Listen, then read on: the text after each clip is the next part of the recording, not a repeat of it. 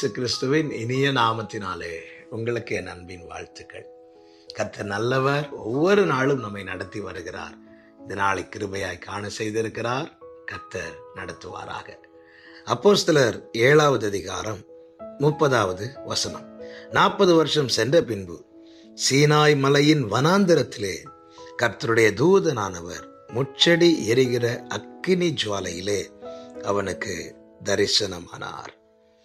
கர்த்தருடைய பரிசுத்த நாமத்திற்கு மகிமை உண்டாவதாக. மோசேயை குறித்து சொல்லப்பட்ட வார்த்தை. மோசேயின் பிறப்பு வளர்ப்பு நமக்கு தெரியும். அவன் எபிரேய குழந்தையாய் பிறந்தாலும் எகிப்திலே பார்வோனுடைய குமாரத்தின் மகனாய் வளர்க்கப்பட்டான். மோசேயின் வாழ்க்கையின் 3 பகுதி. அதுல முதல் 40 வருஷம், 2வது 40 வருஷம், 3வது 40 வருஷம். முதல் 40 வருஷம் எகிப்திலே ஒரு ராஜா வீட்டு பிள்ளையாய் வளர்க்கப்பட்டான். சகல சாஸ்திரங்களிலும் கற்பிக்கப்பட்டு வாக்கிலும் செய்கையிலும் வல்லவனானான் என்று இதே அப்போஸ்தலர் 7:22 சொல்லப்பட்டிருக்கிறது. அந்த மோசேயின் வாழ்க்கையில கர்த்தர் ஒரு வனாந்திரத்தை அனுமதித்தார். அதுதான் அவனுடைய வாழ்க்கையின் 2வது பகுதி.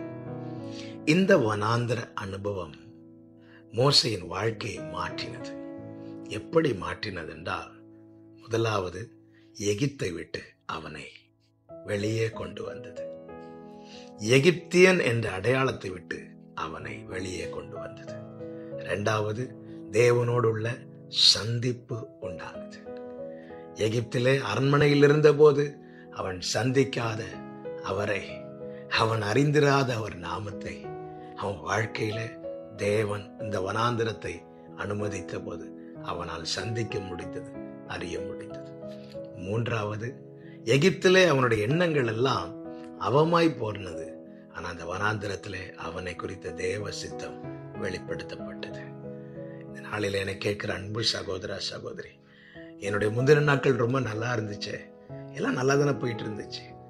ஆனா ஏன் என் வாழ்க்கையில் இப்படி ஒரு வனாந்திரம், இப்படிப்பட்ட ஒரு சூழ்நிலையை தேவன் தந்திருக்கிறார் என்ற கேள்வியோடு யாராவது இதை கேட்டுக்கொண்டிருப்பீர்களேனா, இன்று நீங்கள் இருக்கிற வனாந்திரத்திற்காய் நாளை ஸ்தோத்திரம் சொல்லும்படிக்கு கர்த்தர் கிருபையாய் நடத்துவாராக. மோசேயின் வாழ்க்கையில அவன் எகிப்திலே கற்றுக்கொண்ட ஒன்றும் அவனுக்கு கை கொடுக்கவில்லை. ஆனால் இந்த வனாந்திரத்திலே பெற்றுக்கொண்ட அனைத்துமே அவனுக்கு கை கொடுத்தது. இந்த வனாந்திரம் என்பது மற்றவர்கள் பார்வையில வெறுமையா இருக்கலாம். ஆனால் வெறுமையான உங்கள் வாழ்க்கையை உருவாக்கி நிறைவானதை தருவதற்காகவே இந்த வனாந்திரத்தை தேவன் அனுமதித்திருக்கிறார். எனவே வனாந்திரத்திற்காக ஸ்தோத்திரம். கர்த்தர் இப்படி உங்களை சொல்ல வைக்க போகிறார். நீங்கள் சாட்சியாய் சொல்வீர்கள். இயேசுவின் நாமத்திலே உங்களை வாழ்த்துகிறேன். செபிக்கலாமா?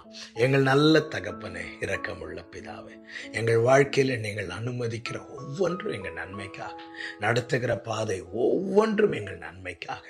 ஆண்டவரே, நீர் அனுமதித்த எல்லாவற்றுக்காய் ஸ்தோத்திரம். ஒருவேளை என் வாழ்க்கை இப்படிப்பட்ட வனாந்திரமா இருக்கிறது என்ற வேதனையோடு யாராவது கேட்டுக்கொண்டிருப்பார்களானா அவர்களுக்காக இந்த நேரத்தில் செபிக்கிறேன். ஒரு வனாந்திர மோசேயின் வாழ்க்கையில ஒரு பெரிய திருப்புமுனை ஏற்படுத்தினது போல உடைய பிள்ளைங்க வாழ்க்கையில் ஒரு பெரிய மாற்றம் உண்டாவதாக. ஆண்டவரே, இதற்கு உடைய பிள்ளைகளை கர்த்தர் சாட்சியாய் நிறுத்துவீராக.